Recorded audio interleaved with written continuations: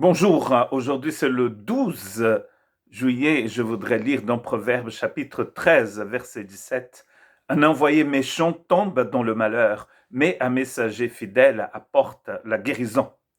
Nous sommes donc envoyés dans ce monde comme des ambassadeurs pour Christ Jésus, comme nous dit Paul dans 2 Corinthiens chapitre 5, verset 19 et verset 20. En effet, Dieu était en Christ, il réconciliait le monde avec lui-même en ne chargeant pas les hommes de leurs fautes, et il a mis en nous la parole de la réconciliation.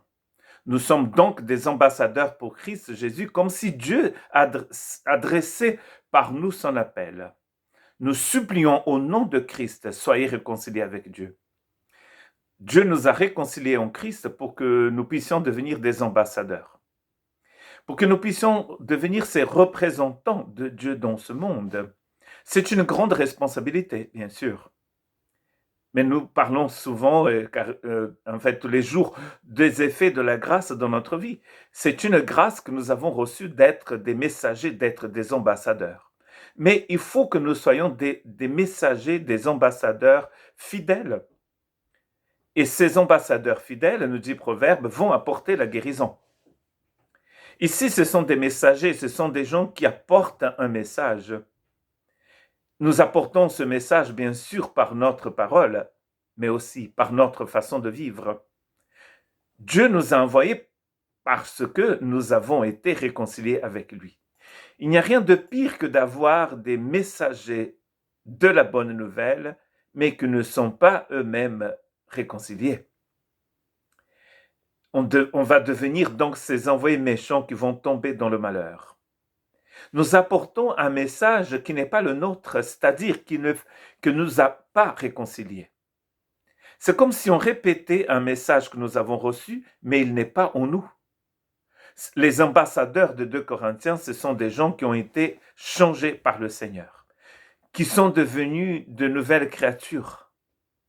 Car le texte nous dit que Dieu a mis en nous cette parole. Donc cela veut dire que nous la portons dans notre cœur.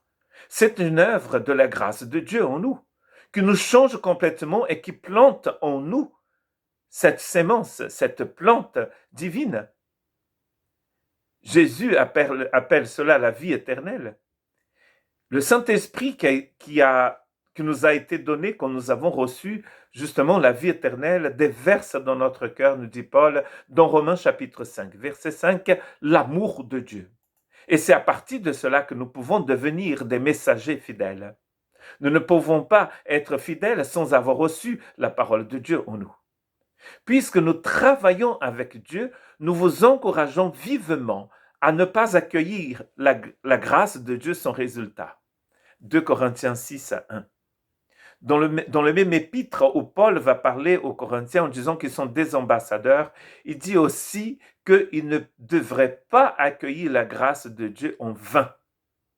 La grâce de Dieu n'est pas quelque chose qu'on peut recevoir comme ça et après on jette comme on fait avec tellement de choses de nos jours. On dit que dans notre société de consommation, dans cette société où nous vivons, nous jetons les choses avec une grande facilité. Et certains veulent utiliser la grâce comme cela aussi.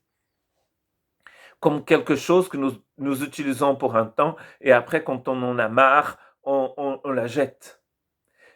Paul dit que c'est d'utiliser la grâce en vain, de la recevoir, de l'accueillir en vain.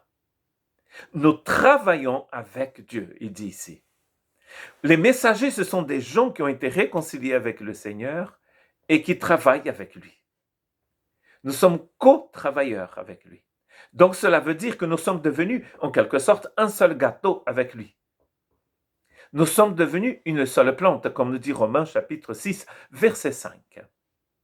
Une seule plante. Il est le cep, nous sommes les sarments. Très intéressant de voir que dans Jean chapitre 15, c'est les sarments qui portent du fruit. Mais si ces sarments ne sont pas attachés à la vigne, ils ne peuvent pas porter du fruit. Vous voyez qu'il y a un partenariat entre le cep et les sarments. Le Christ est le cep. Nous sommes les sarments. et nous produisons le fruit, c'est-à-dire le résultat de notre vie avec le cep. En effet, beaucoup se conduisent en ennemis de la croix du Christ. Je vous ai souvent parlé d'eux et je le fais maintenant encore en pleurant. Philippiens chapitre 3, verset 18.